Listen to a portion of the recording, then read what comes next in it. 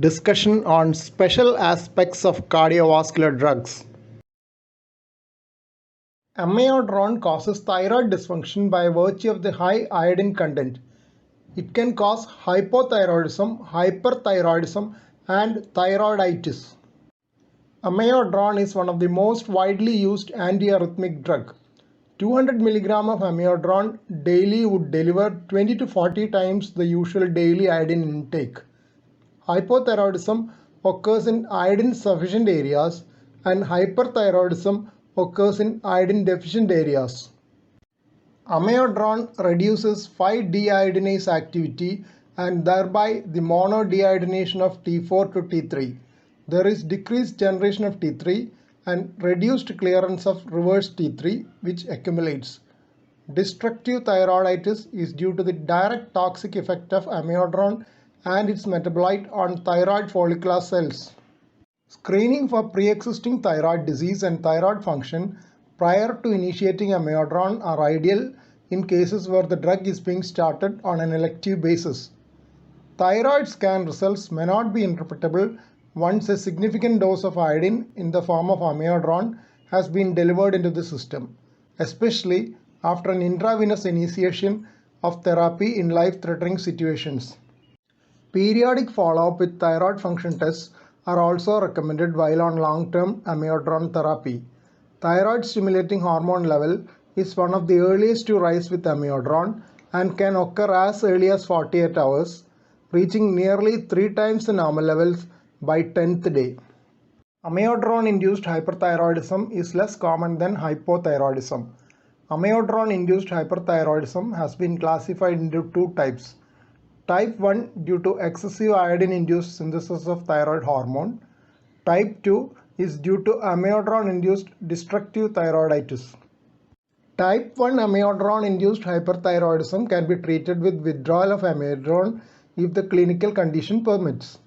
It may be noted that due to the long half-life of amiodarone, stopping of the drug may not bring any immediate relief of hyperthyroidism. Moreover, there can even be an initial worsening as amiodarone blocks peripheral conversion of T4 to T3.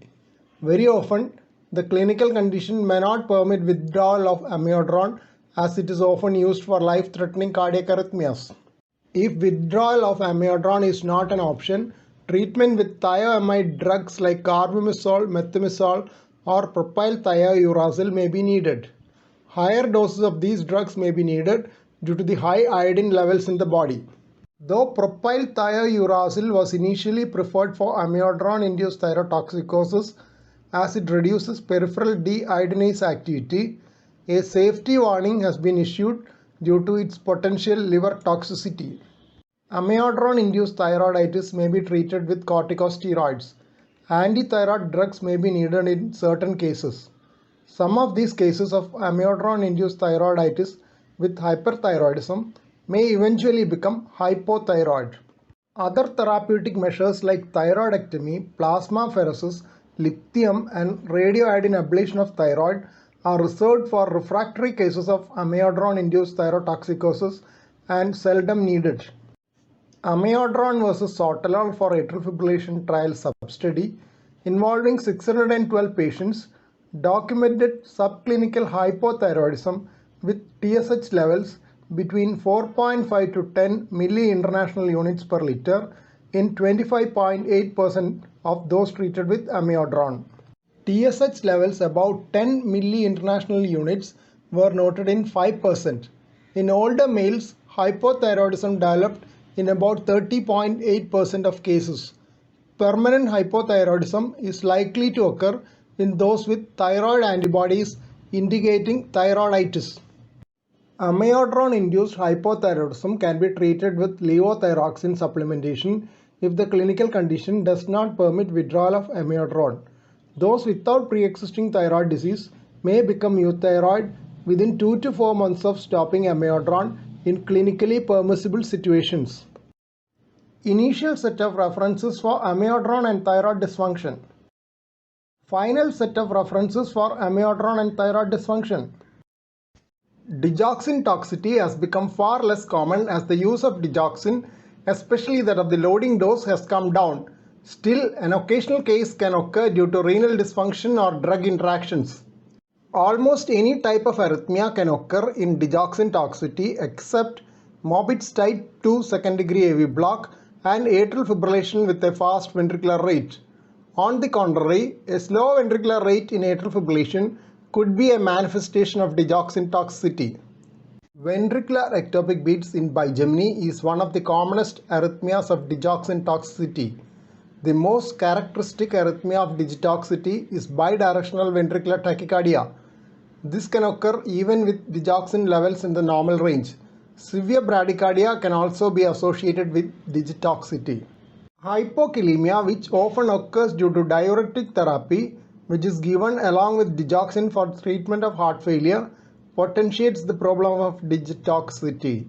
Correction of hypokalemia is important in the management of digoxin toxicity. But caution is needed when there is a slowed AV conduction due to digoxin, as hyperkalemia decreases AV conduction further. Another precaution while correcting hypokalemia in digitoxicity is the renal status. Since digitoxicity may occur in the setting of renal insufficiency, hyperkalemia is a potential risk while correcting hypokalemia. When potassium levels are normal, magnesium levels could be the culprit in digoxin toxicity. Severe hypomagnesemia can precipitate digoxin-induced cardiac arrhythmia with normal serum digoxin and potassium levels and respond to correction of hypomagnesemia. It is conventionally mentioned that the mirror image correction mark type of STT changes occur in digoxin effect in the leads corresponding to the dominant ventricle, while the changes occur in other leads as well if there is digitoxicity. Digitoxicity often manifests with anorexia, nausea and vomiting. Xanthopsia or yellow vision, an often mentioned manifestation of digoxin toxicity, is quite rare. Photophobia can also occur with digoxin toxicity. A case of severe digoxin toxicity with visual disturbances has been reported recently in a 91-year-old female. There was decreased visual acuity and color vision along with other symptoms of digoxin toxicity. She had a 5-week hospital stay and visual symptoms took 2 months to resolve. Arrhythmias due to digoxin toxicity can be life-threatening and difficult to manage. Direct current cardioversion in the presence of digitoxicity can lead on to more complex arrhythmias and ventricular fibrillation. FAB fragments of digoxin antibody, if available, is useful in the management of digoxin toxicity. Important drugs which can increase the levels of digoxin are quinidine, verapamil, amiodarone and dronedarone. The dose of digoxin should be halved with concomitant use of verapamil, amiodarone or dronedarone. Monitoring of plasma digoxin levels and frequent evaluation for signs and symptoms of digoxin toxicity are recommended while using these drugs in combination with digoxin when that combination is deemed essential. First set of references on digoxin toxicity. Second set of references on digoxin toxicity. Heparin antidote is protamine sulfate. It is used when quick reversal of the action of heparin is needed, as in case of bleeding or after an open heart surgery. Protamine sulfate is a polypeptide originally derived from salmon sperm which binds to unfractionated heparin and neutralizes its effect. Protamine sulfate has been widely used to reverse the anticoagulant effects of heparin, especially after open heart surgery. It is also the treatment of choice in case of significant bleeding with heparin. It is well known that protamine sulfate can sometimes cause anaphylactic reactions when administered after open heart surgery for reversal of total body heparinization. After a systematic review of literature on this aspect, Naibo M and colleagues concluded that it is quite rare and the occurrence has been documented at 0.69% in prospective studies and 0.19% in retrospective studies. Protamine sulfate can sometimes paradoxically increase the bleeding, especially after open heart surgery. McLaughlin and colleagues have reviewed this aspect and noted that high doses of protamine can cause increased bleeding and impaired platelet function. But this effect is not seen if the protamine-heparin ratio is less than 2.6:1. It may be noted that in most cases, only half neutralization of heparin is applied, so the chance of this occurrence should be extremely low. Protamine sulfate is not a good antidote for bleeding with low molecular weight heparins, as it cannot completely neutralize the anti-factor Xa activity of low molecular weight heparins.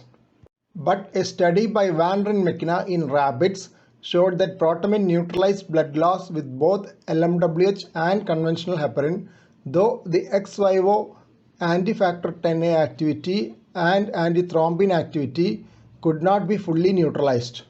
Walkentin and colleagues in a review has mentioned that protamine sulfate neutralizes only about 60% of the anti-factor Xa activity of low molecular weight heparins.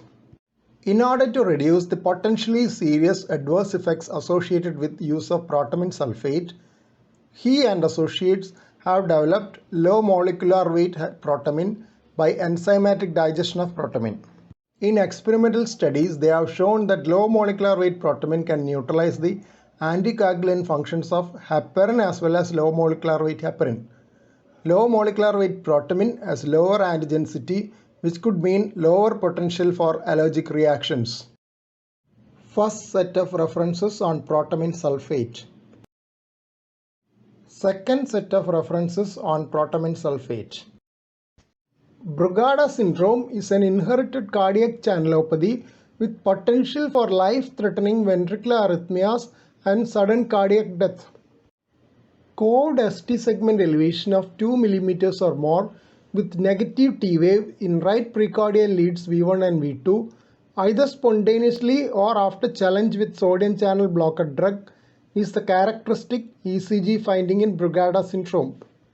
Though implantation of an implantable cardioverter defibrillator is the main treatment, quinidine for Brugada syndrome is an option worth it in certain situations. Quinidine is a class 1 antiarrhythmic agent which can block transient outward and rapid component of delayed rectifier potassium currents. It has been shown to prevent phase 2 reentry and ventricular fibrillation in experimental studies on Brugada syndrome. When VF was inducible at baseline electrophysiology studies, quinidine can render it non-inducible in 76 to 88% cases. Quinidine has been reported to be useful in pediatric patients as an alternative to ICD. It may be useful in the setting of arrhythmic storms and to reduce the number of ICD shocks. Belhazen and associates prospectively evaluated 25 patients with Brugada syndrome, of which 7 were cardiac arrest survivors and 7 had unexplained syncope. In all 25 patients, VF could be induced at baseline EP study.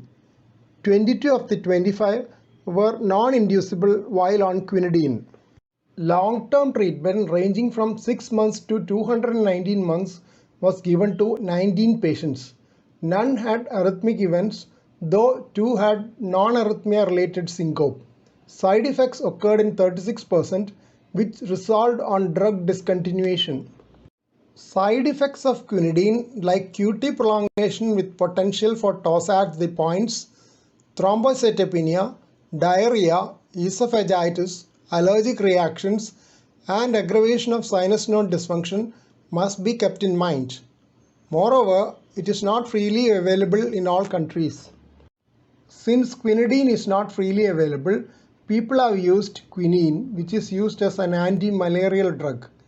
It was successful in controlling electrical storm in a 10-year-old child with Brugada syndrome. Intravenous quinine, a diastereomer of quinidine, was used in this case as quinidine was not available. Initial set of references. Remaining references. Discussion on lithium and sinus node dysfunction. Lithium is used in the treatment of bipolar disorder. It has a narrow therapeutic index, that is range between therapeutic dose and toxic dose. Lithium can cause bradycardia directly by its effect on sinus node or indirectly through induction of hypothyroidism. Sometimes the bradycardia may be severe enough to require temporary pacing. Usually the bradycardia improves once the lithium levels come down. Thyroid status also improves after withdrawal of lithium. It must be remembered that diuretics can aggravate lithium toxicity as lithium is selectively reabsorbed by the renal tubules. This can also occur in association with sodium deficiency or dehydration secondary to vomiting or diarrhea. Renal disease can also precipitate lithium toxicity. There is also a case report of irreversible sinus node dysfunction occurring after restarting lithium.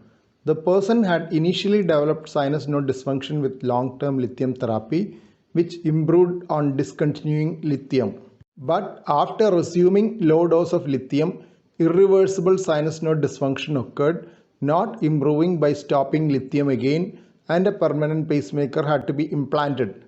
This report gives a suggestion that it may be better not to re-challenge with lithium once the sinus node dysfunction improved after withdrawal of the drug.